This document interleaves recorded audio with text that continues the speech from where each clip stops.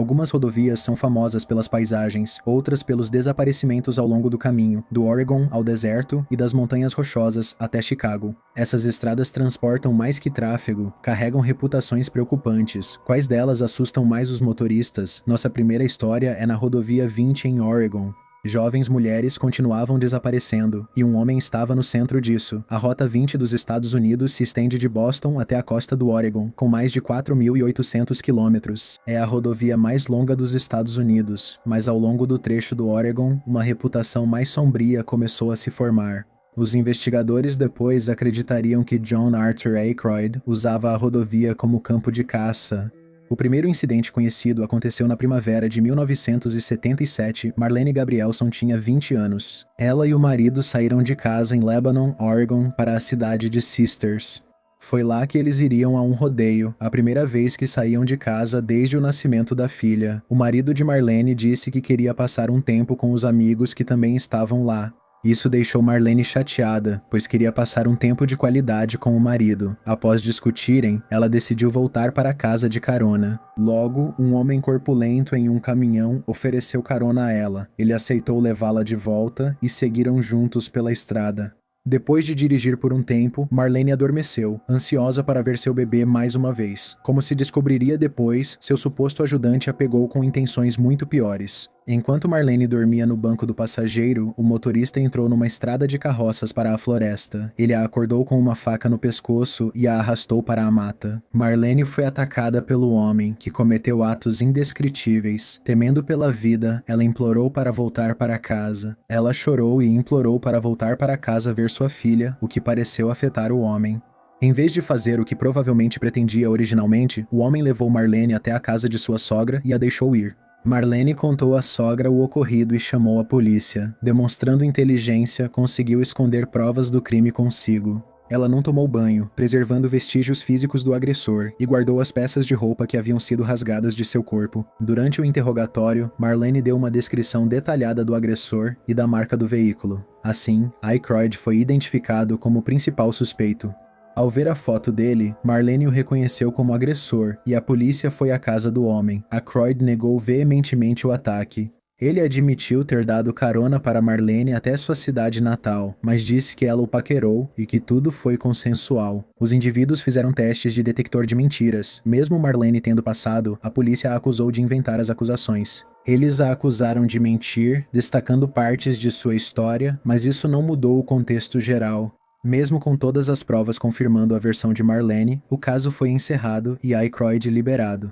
Isso seria um exemplo de falha institucional que resultou em uma tragédia ainda maior nas 2 décadas seguintes. Aykroyd voltou a rondar a rodovia 20 procurando mais pessoas para atrair para o seu caminhão. Durante o Natal de 1978, Kay Turner visitava a família em Camp Sherman, Oregon. Na véspera de Natal, saiu cedo para correr e se exercitar. Antes do café da manhã, ela cruzou com o rodoviário Thomas Hanna em seu trajeto. Foi a última vez que Kay foi vista viva. Thomas viu outro conhecido, Aykroyd, que também estava em Camp Sherman e o conhecia de vista, pois ambos trabalhavam nas rodovias. Naquele momento, Thomas não pensou nisso.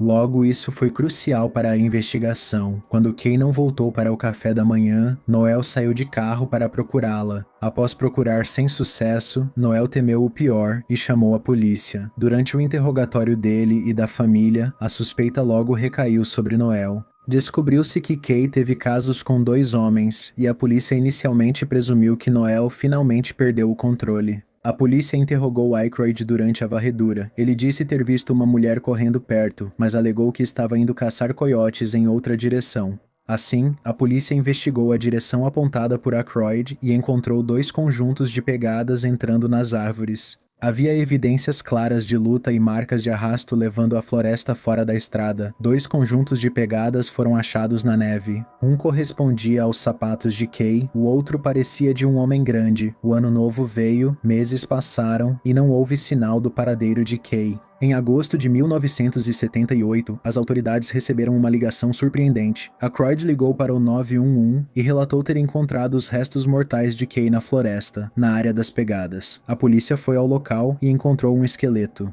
Mesmo sem características distintas, Aykroyd afirmava que eram de Kay, intrigando a polícia, pois não havia como saber só de olhar. Durante novo interrogatório, Aykroyd admitiu ter falado com Kay no dia do desaparecimento, mas negou o envolvimento. Ele afirmou que se encontrou com um amigo e saiu com ele enquanto Kay continuava sua corrida. Nesse ponto, os detetives estavam muito desconfiados de Aykroyd, mas só havia evidências circunstanciais contra ele. Assim, Aykroyd foi novamente liberado. Na década de 1980, ele se casou com Linda Pickle, mãe solteira de uma pré-adolescente. A nova família se estabeleceu em Santiam Junction, onde a Rodovia 20 e a Oregon State 22 se cruzam. Era um lugar estranho para levar a família, especialmente para a filha de Linda, Roshanda. Não havia crianças da idade dela, e sua escola ficava em outra cidade próxima. Em 10 de julho de 1990, Linda foi trabalhar de manhã e Roshanda ficou em casa. Aykroyd já estava no trabalho, mas ao chegar decidiu tirar o dia de folga e voltar para casa. Pouco depois, Roshanda foi dada como desaparecida. Uma busca em massa foi realizada, que contou com um exército de voluntários, junto com 100 policiais de 7 diferentes condados. Após anos de buscas e muitos quilômetros, Roshanda nunca foi encontrada. Nesse período, as tensões entre Aykroyd e Linda aumentaram e eles se separaram.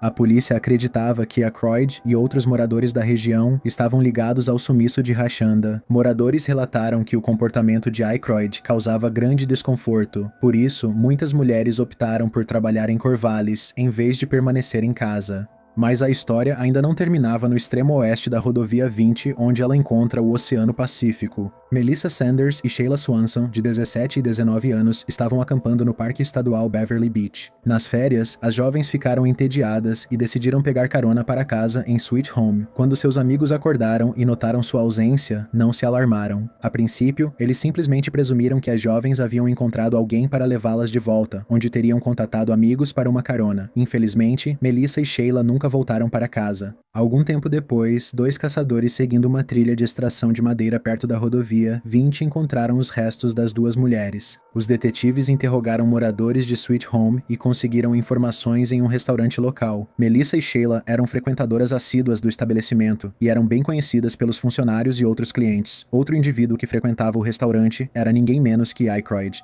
Testemunhas viram Aykroyd na cidade coberto de sangue. Ele disse que era de um cervo que matou e jogou em uma vala. Aykroyd tornou-se o principal suspeito, mas seria preso por causa de uma vítima anterior. Com novas tecnologias de análise, a polícia reabriu o caso Kay Turner e encontrou DNA de 2 indivíduos que não eram dela. Agora, tendo tudo o que precisavam, a polícia prendeu Aykroyd e o amigo com quem ele disse estar, Roger Beck.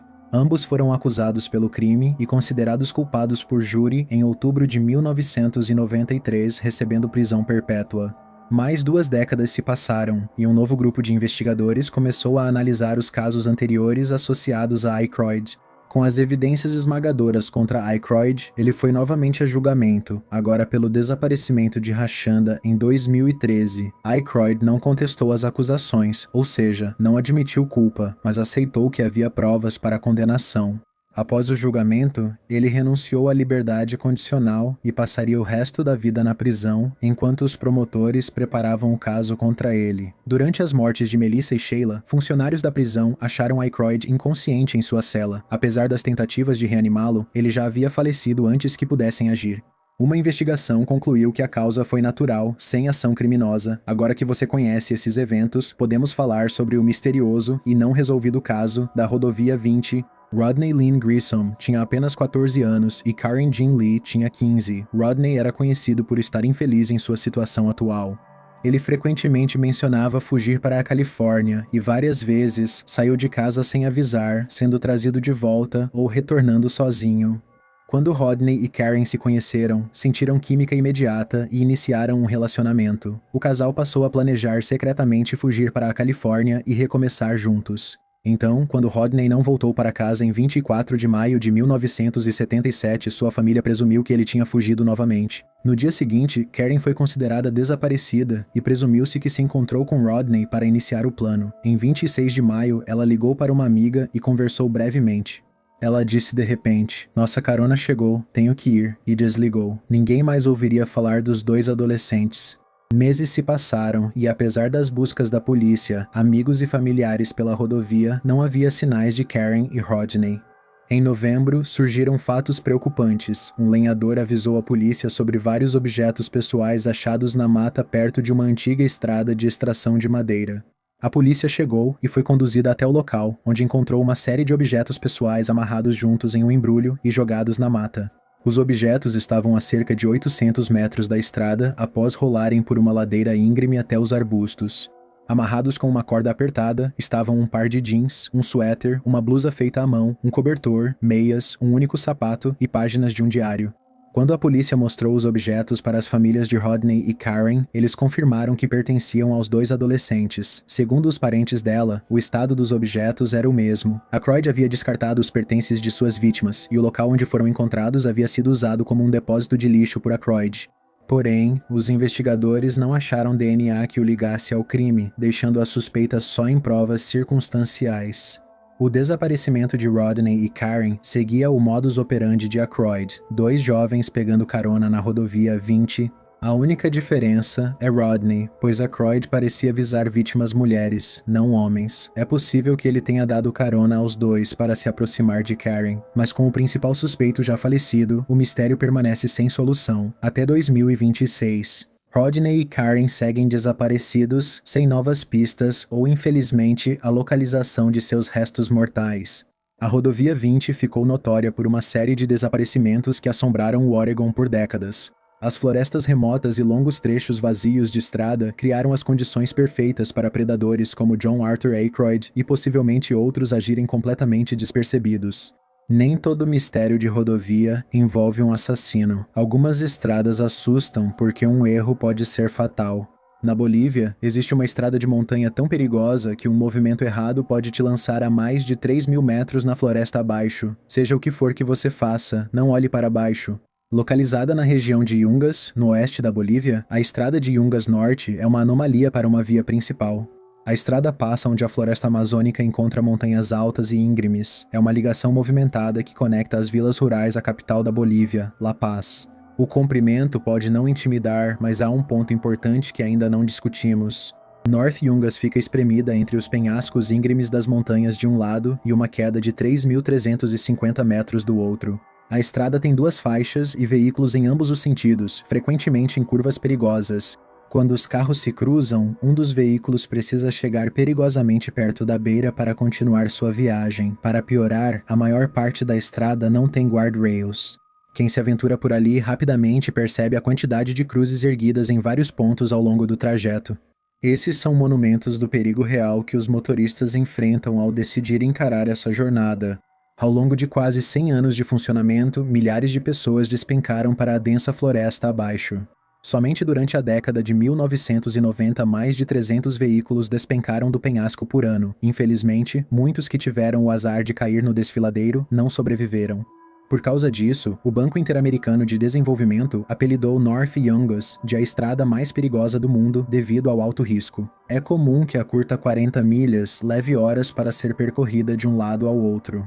Como a estrada tinha um tráfego intenso, paradas frequentes e manobras cuidadosas eram necessárias para chegar ao destino. O motivo para o alto nível de tráfego é porque, por muito tempo, o norte de Yungas foi o único elo para os habitantes da região com o restante do país. Ao notar a estrada instável e muito cheia, o governo boliviano iniciou a construção de rotas alternativas em melhores condições para os moradores. Em 2009, uma nova estrada foi concluída, situada ao lado da já existente norte de Yungas. Mas, sendo uma estrada asfaltada de duas faixas, isso reduziu o tráfego na norte de Yungas e diminuiu muito o número de acidentes. Hoje, a norte de Yungas se tornou mais popular para o ciclismo de montanha. Em média, 25 mil ciclistas de todo o mundo visitam a norte de Yungas. Embora seja definitivamente um meio mais seguro, entre 18 e 20 ciclistas morreram na estrada desde 1998, isso ainda serve como um alerta para tomar o máximo de cuidado. Até moradores locais que usam a estrada todo dia viraram vítimas das condições imprevisíveis, por isso há tantas cruzes nela. Há memoriais para aqueles que se foram e avisos para os viajantes colocarem a segurança acima da emoção. Algumas estradas como esta ganham sua reputação por serem estreitas, instáveis e implacáveis, mas outras ganham porque as pessoas acreditam que algo muito mais estranho está esperando lá fora no escuro. Nossa próxima história é sobre a Rodovia do Diabo, antes conhecida como Rota 666. Por décadas, motoristas acreditavam que essa estrada era amaldiçoada. Ao longo desse trecho solitário entre Utah e Novo México, motoristas começaram a relatar encontros estranhos, acidentes inexplicáveis e até desaparecimentos. Hoje, a estrada é conhecida como Rota 491, mas as lendas nunca desapareceram. Devido à sua localização isolada, a Rota 666 registrou vários desaparecimentos ao longo de seu funcionamento. Autoridades e motoristas encontraram veículos abandonados à beira da estrada, sem sinal do dono ou objetos identificáveis próximos. Em situações ainda mais estranhas, algumas pessoas desaparecidas na rota foram encontradas no destino, desorientadas e sem lembrança de como chegaram ou do que ocorreu durante o sumiço. Outra lenda notória é a do sedã preto. De acordo com centenas de motoristas que já viajaram pela Rota 666, à noite eles encontraram um par de faróis brilhando intensamente pelo retrovisor enquanto o carro atrás se aproximava. Os motoristas mal conseguiam distinguir a forma de um sedã preto de luxo, que continuava a acelerar em alta velocidade. Não importava o quão rápido os motoristas iam para evitar o sedã, não conseguiam se livrar do perseguidor até pararem no acostamento, com o sedã preto passando rápido, seguindo como se nada estivesse errado. De longe, o maior mistério recente envolve a mulher de branco desde os anos 1930. Motoristas disseram ter visto uma mulher de vestido branco formal pedindo carona na beira da estrada. Quando motoristas param para dar carona, a mulher simplesmente desaparece. É adequado que a Estrada do Diabo tenha sua caroneira fantasma, e este não é o único relato de atividade paranormal. Há anos discutem sobre os misteriosos caminhões fantasmas que circulam pela Rota 666. Dizem que esses caminhoneiros fantasmas correm ao lado de outros veículos e depois desviam bruscamente, tentando forçar os motoristas a saírem da estrada. Não há registros de ferimentos ou algo pior, mas todos que passaram por esses encontros confirmam. Caminhões somem no horizonte, como se nunca tivessem estado lá. A reputação da Rota 666 a tornou um destino popular para turistas curiosos, fascinados pelos mistérios e querendo ter sua própria experiência. Por outro lado, governos estaduais e locais se frustravam ao substituir placas de sinalização, pois muitas eram furtadas por visitantes como lembrança. Cansados da superstição e da má fama, os 3 estados finalmente concordaram em renomear a rodovia em 2003. É por isso que hoje ela é conhecida como Rota 491. Apenas mais um número aleatório em um mar de estradas e rodovias pelos Estados Unidos. A Rota 666 pode ter perdido seu antigo nome, mas as histórias nunca desapareceram. Motoristas corajosos ainda percorrem esse trecho, esperando ou temendo ver algo inexplicável. Nas Montanhas Rochosas, uma rodovia é assombrada por um motivo diferente. Os fantasmas não estão ligados só a boatos. Dizem que eles andam onde uma cidade foi soterrada por pedras enormes após o deslizamento de uma montanha. Nossa próxima história se passa na antiga cidade de Frank, nas Montanhas Rochosas. A cidade situava-se entre os picos da Turtle Mountain e do Robertson Peak, mas hoje é lembrada por uma das maiores tragédias do país. Os povos indígenas locais sempre alertaram os colonos a não construírem, especialmente uma cidade, na base da Turtle Mountain. Como aconteceu com a maioria dos avisos dados aos colonos, eles foram ignorados. Tudo o que conseguiam ver eram os recursos ricos e lucrativos prontos para serem extraídos das rochas ao redor. Com os rostos cegos pela ambição, a construção da cidade de Frank continuou conforme o planejado. Como muitos picos irmãos, a montanha Turtle é formada por camadas de calcário, mas aqui está dobrada com rochas mais macias, como xisto e arenito. A face da montanha Turtle era bem mais íngreme, e as camadas reais tornavam-se instáveis pela erosão. Pouco após a fundação de Frank, moradores relataram sentir o chão tremer. Nos anos seguintes, esses tremores ficaram mais frequentes e perceptíveis. Em 1903, outros sinais preocupantes começaram a aparecer. Os suportes de madeira usados no poço da mina começaram a rachar. Isso ocorreu porque a camada se deslocou rapidamente, provavelmente acelerada pelas operações contínuas da mina. Apesar do desconforto com os novos acontecimentos, as pessoas mantiveram sua rotina e o trabalho nos poços da mina seguiu normalmente. As famílias ficaram em casa esperando seus entes queridos. Na manhã de 29 de abril, um trem de carga parou na mina mais próxima da cidade. A névoa era tão densa que não se viam os picos das montanhas. Logo após a chegada do trem, ouviu-se um barulho ensurdecedor descendo a montanha. Naquele momento, anos de pressão nas camadas de rocha cederam, enviando 110 milhões de toneladas de rocha ao vale abaixo. Por instinto, o maquinista mandou 2 trabalhadores voltarem ao trem e seguiu em alta velocidade para o rio Crow's Nest. O trem disparou pela ponte de madeira o mais rápido que pôde. Assim que o último vagão saiu da ponte, o deslizamento atingiu a ponte em cheio, reduzindo-a a estilhaços. Milagrosamente, o trem e seus ocupantes conseguiram escapar do deslizamento de pedras, literalmente por um triz. Se tivesse sido um segundo mais lento, o trem certamente teria descarrilado. Enquanto um grupo foi agraciado com um golpe de sorte, o desastre mal havia começado para outro. Após destruir a ponte, o deslizamento atingiu o rio Crow's Nest, destruindo uma usina elétrica e fazendas próximas. Depois, avançou sobre a cidade de Frank. Em instantes, dezenas de comércios, propriedades, parte da ferrovia e um cemitério foram soterrados por milhões de toneladas de pedras e destroços. A maior parte da cidade dormia, deixando muitos presos e indefesos sob os escombros. Os que escaparam do deslizamento correram para tentar desenterrar amigos, familiares e vizinhos.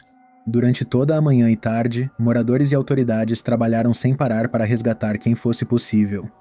23 sobreviventes foram retirados das pedras, 6 adultos e 17 crianças. Entre os mais jovens, um bebê estava entre aqueles que sobreviveram ao impacto. Em uma história incrível, porém real, o bebê dormia no berço quando o deslizamento atingiu a casa. Surpreendentemente, o impacto jogou o berço pela janela para um local seguro, poupando-o de um destino pior. Como uma das rodovias mais movimentadas de Alberta, quem viaja por Alberta e Colômbia Britânica nessa rota passa diretamente pelo deslizamento.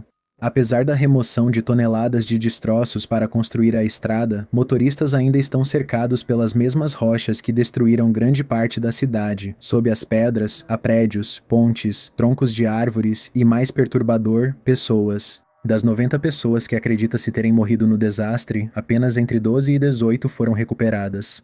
Esta área de Frank virou mais que uma cidade fantasma, tornou-se um cemitério.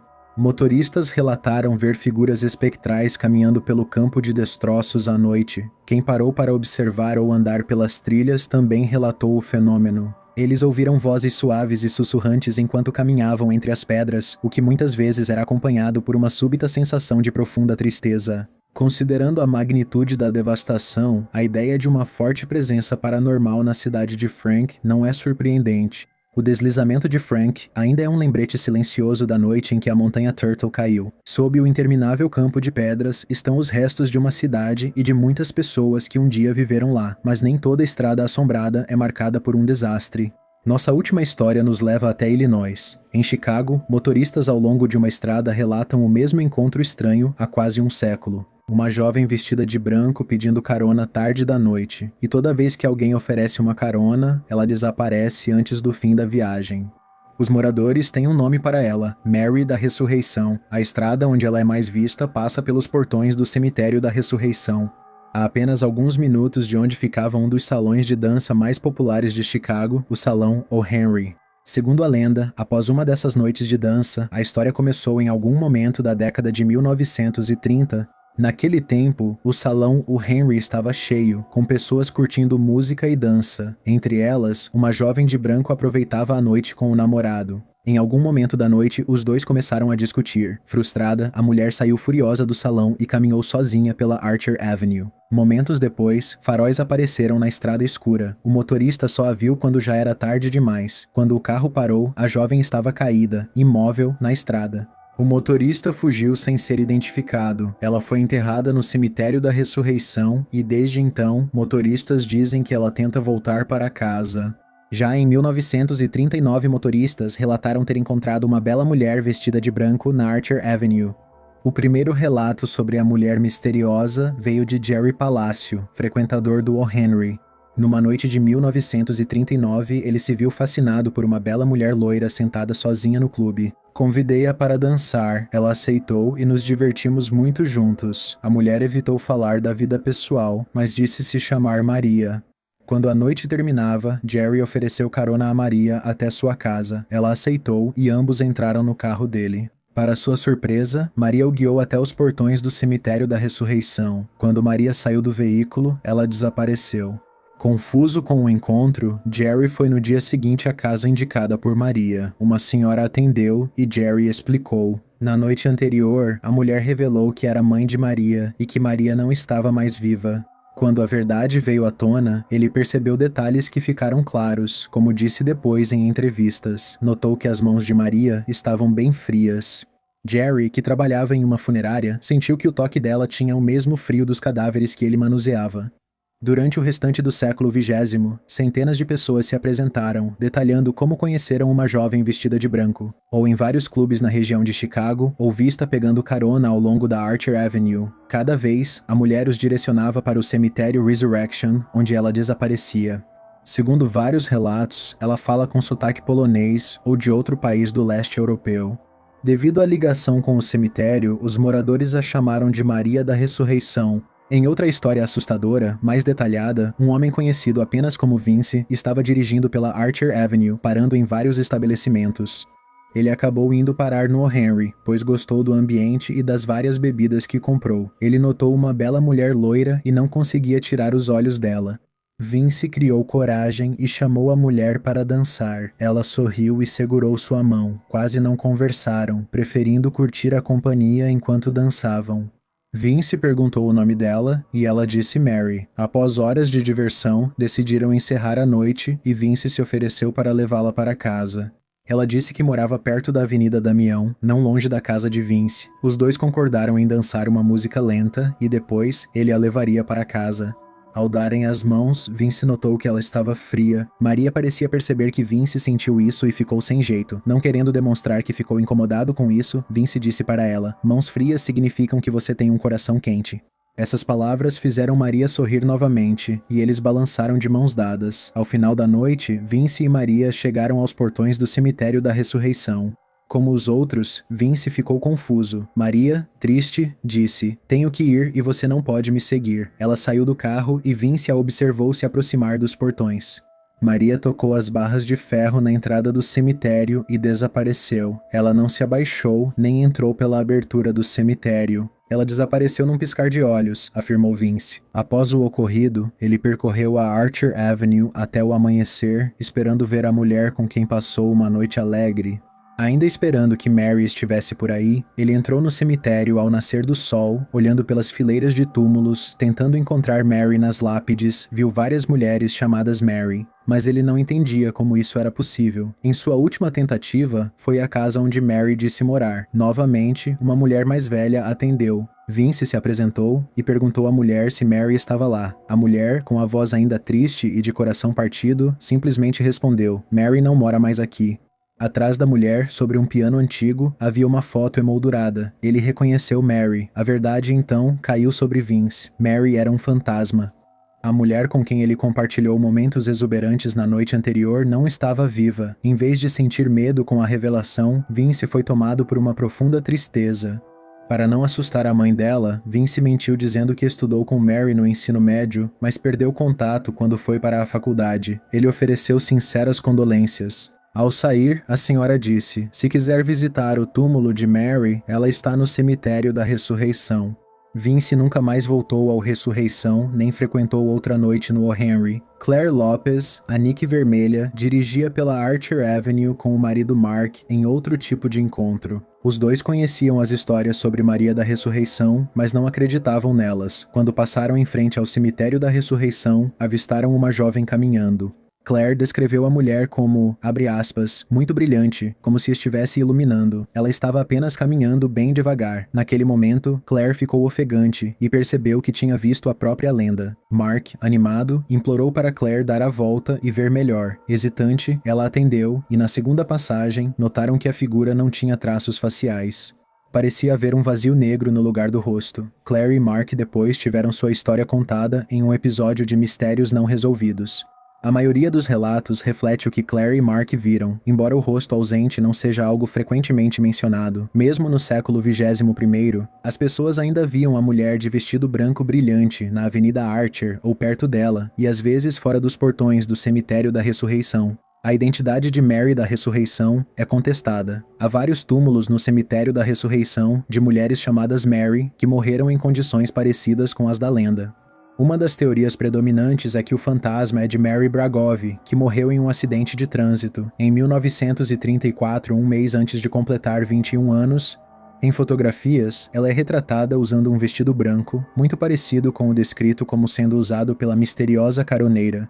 E agora, uma mensagem rápida do patrocinador. Muita gente ignora que o Wi-Fi público em cafeterias, aeroportos e hotéis, embora prático, nem sempre é seguro. Sempre que você se conecta, seus dados podem ficar expostos. Por isso, uso o Proton VPN. Ele criptografa a conexão e esconde seu IP, mantendo sua atividade online privada. Ele é baseado na Suíça, com leis rígidas de privacidade e uma política rigorosa de não registro de dados. Se você quer proteger sua conexão, acesse protonvpn.com/Chills. Usar meu link ajuda a apoiar o podcast. Antes de terminarmos, tem algo que a maioria das pessoas aqui não sabe. Eu não apenas conto histórias, eu também faço música. Se quiser conhecer esse meu lado, meu álbum Sal Escara já está em todas as plataformas de streaming. O link está na descrição. Este foi o Chills. Obrigado por ouvir. Se você gostou do episódio, por favor, tire um momento para deixar uma avaliação. Isso realmente ajuda o programa a alcançar novos ouvintes e continuar crescendo. Me conte nos comentários de onde você está ouvindo. Eu sempre gosto de ver até onde essas histórias chegam. Por favor, me siga no Instagram em DylanChilin8, com underlines em vez de espaços, X no IT, _Chills e TikTok em Chills. Este podcast foi feito em colaboração com Jonah e Karina. Até a próxima. Tchau, tchau. Podcast Chills, mesma voz, pesadelo diferente.